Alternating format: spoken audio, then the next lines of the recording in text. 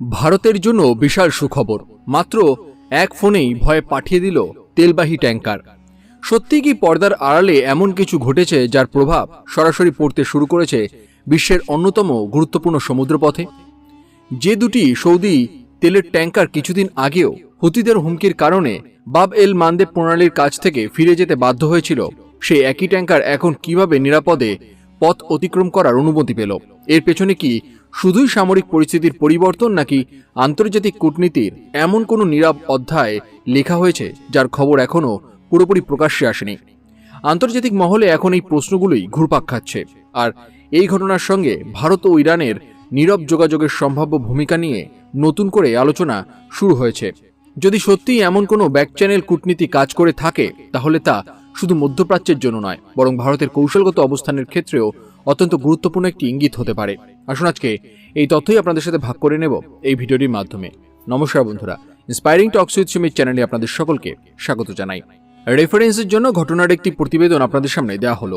বিশ্বের জ্বালানি নিরাপত্তা, আন্তর্জাতিক বাণিজ্য এবং সমুদ্রপথের স্থিতিশীলতা আজ এমন এক সূক্ষ্ম ভারসাম্যের উপরে দাঁড়িয়ে রয়েছে, যেখানে একটি ছোট সিদ্ধান্ত বৈশ্বিক অর্থনীতিতে বড় প্রভাব ফেলতে পারে।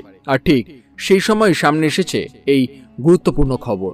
দুটি সৌদি অপরিশোধিত তেলবাহী জাহাজ নিরাপদে তাদের যাত্রা চালিয়ে যাওয়ার অনুমতি পেয়েছে। আন্তর্জাতিক সংবাদ মাধ্যম এবং বিশ্লেষকদের একাংশের মতে এর পেছনে নীরব কূটনৈতিক যোগাযোগের সম্ভাবনা উড়িয়ে দেওয়া যাচ্ছে না। বিশেষ করে ভারত ও ইরানের মধ্যে সাম্প্রতিক উচ্চ পর্যায়ের যোগাযোগকে ঘিরে নতুন জল্পনা তৈরি হয়েছে। তাহলে কি ভারত আবারও এমন একটি ভূমিকা পালন করেছে যা প্রকাশ্যে খুব বেশি আলোচিত না হলেও আন্তর্জাতিক স্থিতিশীলতার ক্ষেত্রে গুরুত্বপূর্ণ অবদান রাখতে পারে? আজকের ভিডিওতে আমরা ধাপে ধাপে বিশ্লেষণ করব পুরো ঘটনাটি, এর ভূরাজনৈতিক তাৎপর্য, ভারতের সম্ভাব্য কূটনৈতিক অবস্থান এবং ভবিষ্যতের প্রভাব কি হতে পারে।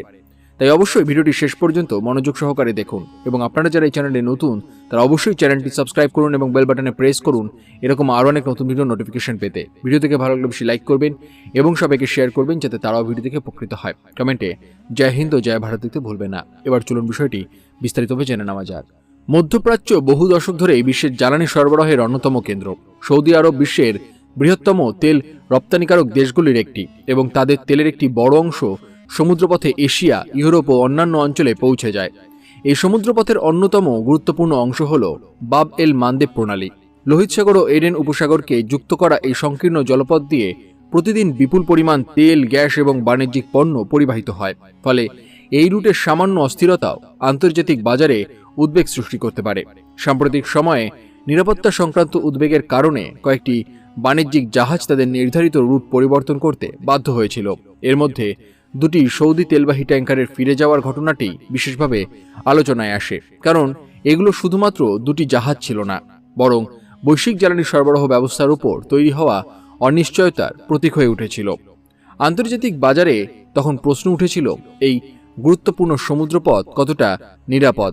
এর পরিস্থিতিতে ধীরে ধীরে পরিবর্তনের ইঙ্গিত দেখা যায়। সংশ্লিষ্ট সূত্রগুলোর তথ্য অনুযায়ী ওই দুটি ট্যাঙ্কার আবারও নিরাপদে যাত্রা চালিয়ে যাওয়ার সুযোগ পেয়েছে। এই পরিবর্তনের কারণ নিয়ে বিভিন্ন বিশ্লেষণ সামনে এসেছে। কেউ বলছেন নিরাপত্তা পরিস্থিতির উন্নতি হয়েছে, কেউ বলছেন আঞ্চলিক কূটনৈতিক যোগাযোগ গুরুত্বপূর্ণ ভূমিকা রেখেছে। আবার কিছু বিশেষজ্ঞের মতে প্রকাশ্যে না এলেও একাধিক দেশের মধ্যে নীরব আলোচনা পরিস্থিতিকে স্থিতিশীল করতে সহায়তা করেছে। এই প্রেক্ষাপটে ভারতের নামও নতুন করে আলোচনায় এসেছে, কারণ ভারত বহু বছর ধরেই মধ্যপ্রাচ্যের বিভিন্ন দেশের সঙ্গে ভারসাম্যপূর্ণ সম্পর্ক বজায় রেখে চলেছে। একদিকে সৌদি আরবের সঙ্গে ভারতের জ্বালানি বিনিয়োগ এবং অর্থনৈতিক সহযোগিতা অত্যন্ত শক্তিশালী, অন্যদিকে ইরানের সঙ্গেও ভারতের ঐতিহাসিক, সাংস্কৃতিক এবং কৌশলগত সম্পর্ক রয়েছে। এই দুই সম্পর্ককে সমান গুরুত্ব দিয়ে এগিয়ে নিয়ে যাওয়াই ভারতের কূটনৈতিক বৈশিষ্ট্য হিসেবে আন্তর্জাতিক মহলে পরিচিত। ভারতের পররাষ্ট্রনীতি দীর্ঘদিন ধরেই সংলাপ, স্থিতিশীলতা এবং পারস্পরিক স্বার্থের উপরে জোর দিয়ে এসেছে। তাই যখনই আঞ্চলিক উত্তেজনা বৃদ্ধি পায়, তখন অনেক ক্ষেত্রেই ভারত এমন অবস্থান নেয় যা উত্তেজনা কমানোর পক্ষে এবং নিরাপদ বাণিজ্যিক পরিবেশ বজায় রাখার ক্ষেত্রে অনুকূল হয়। আন্তর্জাতিক বিশ্লেষকদের একাংশের মতে এই নীতিই ভারতের গ্রহণযোগ্যতা বাড়িয়েছে। ইরানের সঙ্গে ভারতের যোগাযোগও এই সময় বিশেষ গুরুত্ব পেয়েছে। দুই দেশের মধ্যে নিয়মিত কূটনৈতিক আলোচনা জ্বালানি নিরাপত্তা, আঞ্চলিক স্থিতিশীলতা এবং সমুদ্রপথের নিরাপত্তা নিয়ে মত বিনিময় চলমান রয়েছে। যদিও কোনো পক্ষই এই নির্দিষ্ট ঘটনাকে কেন্দ্র করে কোনো আনুষ্ঠানিক ব্যাকচ্যানেল আলোচনার বিষয় নিশ্চিত করেনি, তবুও আন্তর্জাতিক পর্যবেক্ষকদের মতে বিভিন্ন স্তরে নীরব যোগাযোগ চলা অস্বাভাবিক নয়। ভারতের জন্য সমুদ্রপথের নিরাপত্তা অত্যন্ত গুরুত্বপূর্ণ, কারণ ভারতের জ্বালানি আমদানির একটি বড় অংশ পশ্চিম এশিয়া থেকেই আসে। একই সঙ্গে ভারতের বাণিজ্যেরও বিশাল অংশ এই সমুদ্রপথের মাধ্যমে পরিচালিত হয়। ফলে লোহিত সাগর ও বাব এল মানদেব অঞ্চলে স্থিতিশীলতা ভারতের অর্থনৈতিক স্বার্থের সঙ্গেও সরাসরি যুক্ত। ভারত বহুবার আন্তর্জাতিক পর্যায়ে বাণিজ্যিক জাহাজ চলাচলের স্বাধীনতা, আন্তর্জাতিক আইন মেনে সমুদ্রপথের ব্যবহারের অধিকার এবং নাবিকদের নিরাপত্তার গুরুত্ব তুলে ধরেছে। এই ধারাবাহিক অবস্থান ভারতের কূটনৈতিক বিশ্বাসযোগ্যতাকে আরও শক্তিশালী করেছে। অন্যদিকে সৌদি আরব ভারতের অন্যতম গুরুত্বপূর্ণ কৌশলগত অংশীদার। জ্বালানি ছাড়াও নবায়নযোগ্য শক্তি, অবকাঠামো, বিনিয়োগ, প্রযুক্তি এবং প্রতিরক্ষা সহযোগিতার মতো বিভিন্ন ক্ষেত্রে দুই দেশের সম্পর্ক দ্রুত এগিয়ে চলেছে।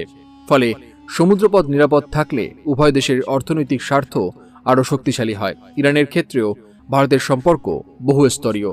আঞ্চলিক সংযোগ, বাণিজ্যিক করিডর, সাংস্কৃতিক যোগাযোগ এবং দীর্ঘমেয়াদী সহযোগিতা দুই দেশকে একটি গুরুত্বপূর্ণ কৌশলগত অবস্থানে নিয়ে এসেছে। ভারত সবসময় সংলাপের মাধ্যমে সমস্যার সমাধানের উপরে গুরুত্ব দিয়েছে এবং সেই নীতি আজ আন্তর্জাতিকভাবে প্রশংসিত হচ্ছে। এই ঘটনার সবচেয়ে গুরুত্বপূর্ণ বিষয় হল, বিশ্ব রাজনীতিতে সব বড় পরিবর্তন সবসময় প্রকাশ্যে ঘটে না।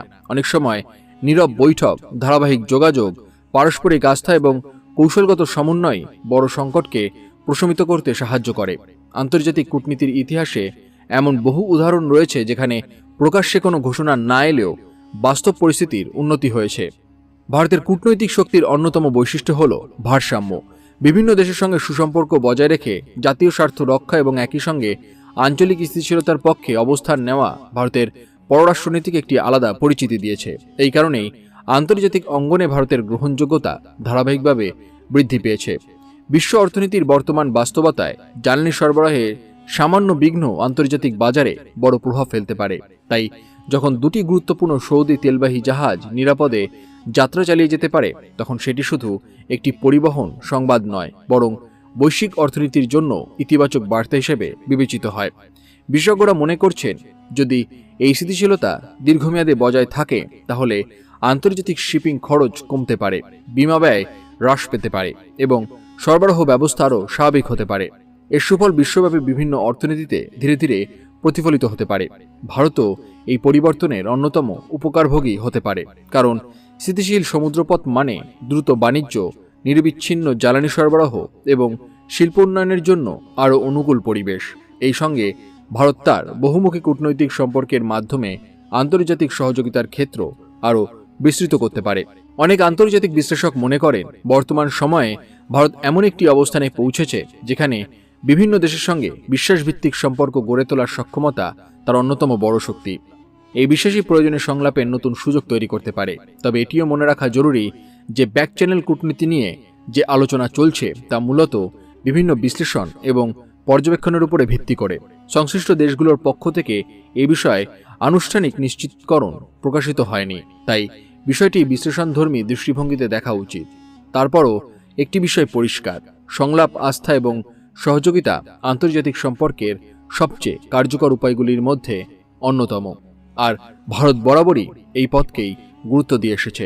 এই কারণেই বিশ্বের বিভিন্ন সংকটপূর্ণ পরিস্থিতিতে ভারতের মতামত এবং অবস্থান ক্রমশ বৃদ্ধি পাচ্ছে।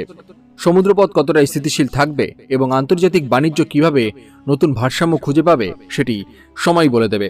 তবে আজকের ঘটনাটি অন্তত এই ইঙ্গিত দিচ্ছে যে সংলাপ এবং কূটনৈতিক যোগাযোগের গুরুত্ব এখনও অপরিসীম। আপনাদের এই বিষয়ে কি মতামত সেটি অবশ্যই কমেন্ট করে জানাতে ভুলবেন না। সবাই ভালো থাকুন, সুস্থ থাকুন।